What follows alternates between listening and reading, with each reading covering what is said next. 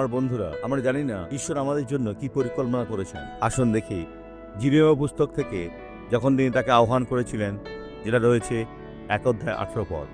আর দেখো, আমি অদ্য সমগ্র দেশের বিরুদ্ধে তোমাকে দৃঢ় নগর, লৌহস্তম্ভ ও পিত্তল প্রাচীর স্বরূপ করিলাম।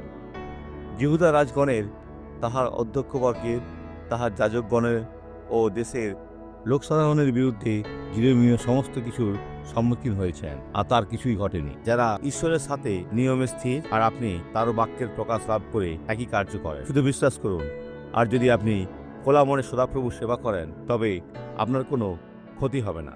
এই সাক্ষ্যটা দেখুন, খুব যন্ত্রণা। হ্যাঁ, আর এটা উরু পর্যন্ত যেত।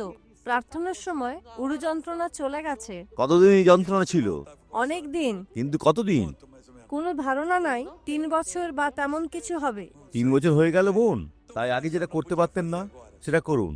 ও দেখুন, এখন উনি ঝুঁকতে পারছেন। ঈশ্বরের ধন্যবাদ। প্রার্থনা করি। পিতা, যে ব্যক্তি এই বাক্যকে পেয়েছে তার জন্য প্রার্থনা করছি, যেন আজ তারা চ্যালেঞ্জ পায়। এই ব্যক্তি আশীর্বাদের আকর হবে। এদের জীবনে সমস্ত মন্দ চলে যাক, সেটা চাই। চলে যাও যিশুর নামে, আমেন।